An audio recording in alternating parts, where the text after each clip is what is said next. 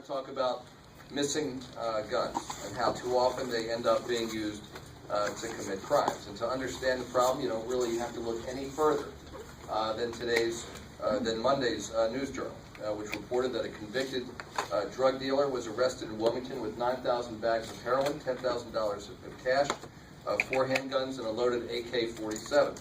Under Delaware law, this person is a convicted felon, could not legally possess a firearm. So the question is, where did he get the guns? And according to Wilmington police, the AK-47 had been stolen in Pennsylvania. 2 of the 4 handguns were stolen in Maryland. And if we're serious about keeping guns out of the hands of those who have no right to carry them, we need to do a better job of accounting for missing firearms. It's a very real problem. According to one study, almost 2 million firearms were reported stolen nationwide from 1993 to 2002. And of that number, over 1 million were still missing as of the date of the study. Now, does every missing gun become a crime weapon? No. But if you ask law enforcement officers like those here with us today, or prosecutors, what they will tell you is that it happens way too often. So the premise of this bill is simple. If I own a firearm and I discover that it's lost or stolen, I've got 48 hours from the time that I discover it to report that the weapon is missing. And keep in mind, the clock doesn't start ticking until I discover the loss or the theft. I can either report it to my local police agency, or I can report it to any Delaware State Police troop.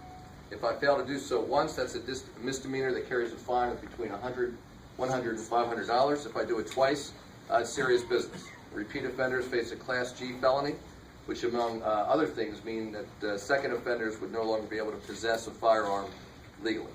It's simple, it's responsible, and it should be the law here in Delaware. 7 other states already require the reporting of lost or stolen guns, or both.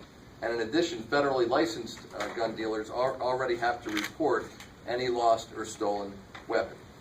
I very much want to thank the prime sponsor of this bill, Senator Margaret Rose Henry, as well as the lead House sponsor, Representative Mike Barbieri. He's not here today. Representative John Viola is here. I'm going to ask the 2 of them to come up in a few minutes after we hear from the Lieutenant Governor and the Attorney General. I also want to thank the other sponsors in the Senate, that's Senator Blevins, Senator Peterson, and Senator Poore. In the House, Representatives Longhurst, I mentioned Viola, Mitchell, Healy, Brian Short, Heffernan, Osinski, Kowalko, and Bombach. So very much appreciative of all the legislators who are supporting this bill.